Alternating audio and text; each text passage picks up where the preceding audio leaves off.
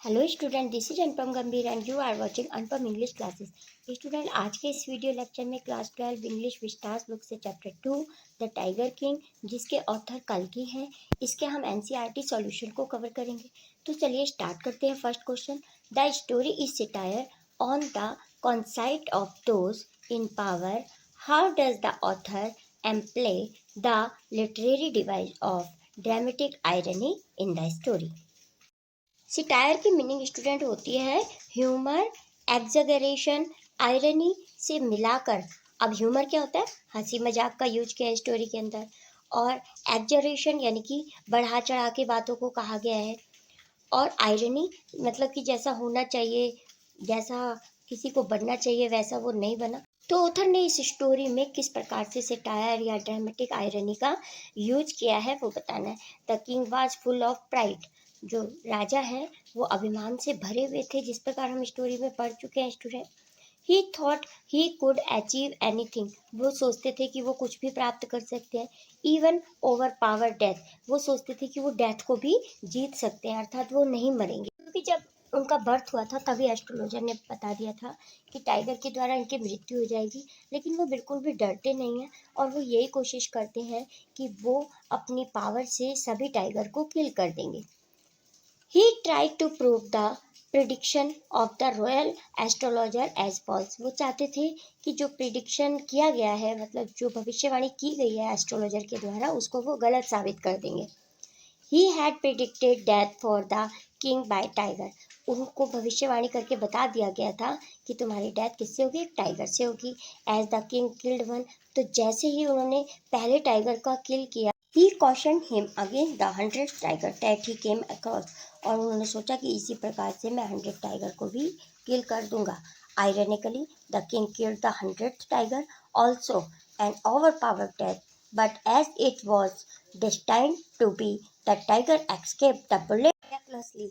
तो हुआ ऐसा ही कि उन्होंने 100th टाइगर किल कर दिए, लेकिन जो 100th टाइगर था यानी कि 100वां जो टाइगर था, वो चमत्कार ऐसा होता है कि उस पे जो बुलेट है वो मिस कर जाती है, उसके कान के पास से चली जाती है।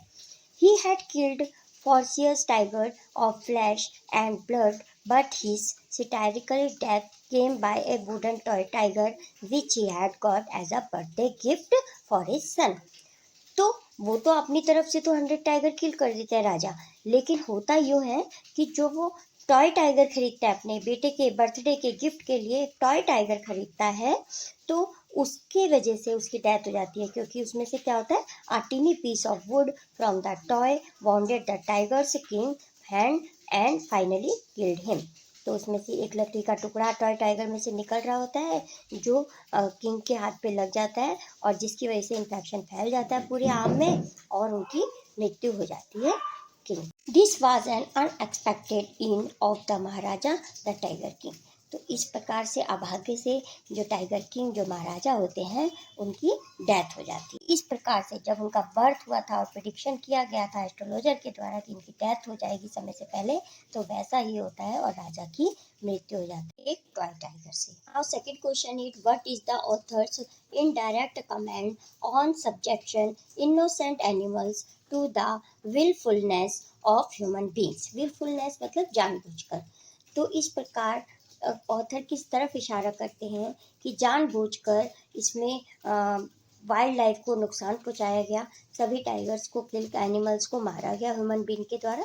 तो the author is indicating that the king being mighty killed so many innocent animal merely to prove the astrologer wrong or to overcome his fear without realizing the severity of his action. तो author हमें बताते हुए, इशारा करते हुए कहते हैं कि ये जो राजा थे वो बहुत ही प्राइड थे, मतलब घमंडी थे। इन्होंने एस्ट्रोलॉजर की बात पे विश्वास नहीं किया, जिन्होंने पहले ही प्रिडिक्ट कर दिया था। उन्होंने सोचा कि मैं किसी से नहीं डरता और बिना डर के वे सारे टाइगर को किल करते गए कि मैं मृत्यु से बच जाऊंगा। He did not accept destiny which has its own ways as death struck upon him by a lifeless wooden tiger. और लास्ट में क्या होता है, फाइनली जो होते हैं वो अपने भाग्य को एक्सपेक्ट नहीं करते हैं और डेथ को मात देना चाहते हैं, जिसकी वजह से वुडन टाइगर से उनकी मृत्यु हो जाती है। Now we come on question number 3.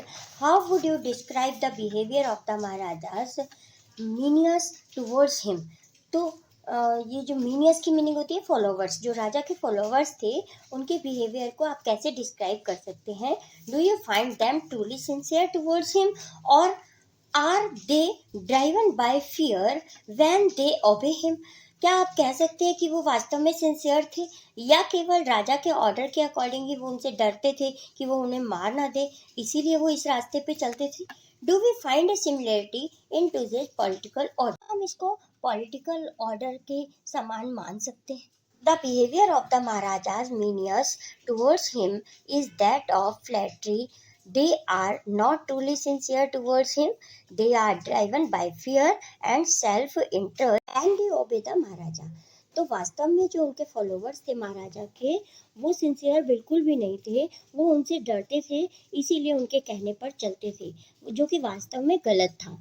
One of his minions is the dewan, और उनमें से एक जो उसका फॉलोवर था राजा का, वो एक दीवान था। He never gives any sincere advice to the king, वो कोई भी सिंसियर एडवाइस राजा को नहीं देता था। He does not advise the king that he should look after the interest of the kingdom and should not waste his time in killing tiger. वे कभी भी राजा को ऐसी सलाह नहीं देता था कि तुम्हें टाइगर किलिंग की तरफ ही ध्यान नहीं देना चाहिए, अपने राज्य की तरफ भी ध्यान देना चाहिए। तो ऐसी कोई भी एडवाइस दीवान राजा को नहीं देते थे। He helps the king in finding a bride in kingdom of whose father there are many tigers which the king can kill. और उन्होंने ऐसी एडवाइस दी राजा को, ऐसे राज्य के बारे में बताया कि जहाँ पर टाइगर की संख्या ज़्यादा थी और वहाँ की लड़की से राजा ने शादी की, जिससे कि वो उनके घर जाएं, अपने इन लॉज में जाएं और वहाँ से 5-6 टाइगर हर बार किल करके आए। तो दीवान ने इसमें भी राजा की हेल्प की थी। Obeys the king Due to fear, the king tells him that he must find the 100th tiger for him to kill. और जब राजा ने कहा था कि मुझे 100, क्योंकि 99 टाइगर राजा किल कर चुके थे, 100 टाइगर राजा को नहीं मिल रहे थे और बहुत परेशान थे, तो तब उन्होंने दीवान से कहा कि मुझे हर हाल में 100 टाइगर को किल करना है। The dewan is afraid of kings, और जो दीवान होता है वो राजा के ऑर्डर से, उसके गुस्से से, किंग्स एंगर, राजा के एंगर से बहुत ज़्यादा डर जाते हैं। सो ही sacrifice a tiger from the People's Park in Madras to satisfy the king's whim. तो इस प्रकार वो राजा की इच्छा को पूरा करने के लिए मद्रास के एक पार्क से, एक जू से टाइगर को पकड़ के लाते हैं और उसका बलिदान राजा के द्वारा करा देते हैं। Political system of the maharaja is similar to that in today's world. We find that many people are flattered of those in power. They change their loyalties with the change in government. तो सभी बातों से पता चलता है कि महाराजा कितने selfish थे। अपने स्वार्थ के लिए उन्होंने गवर्नमेंट रूल को भी फॉलो नहीं किया और जो अपनी पावर का अधिक से अधिक यूज किया, और जिससे कि लोगों को उन्होंने डरा के रखा। इवन कि दीवान तक भी उनकी हेल्प करते थे टाइगर को किल करने में।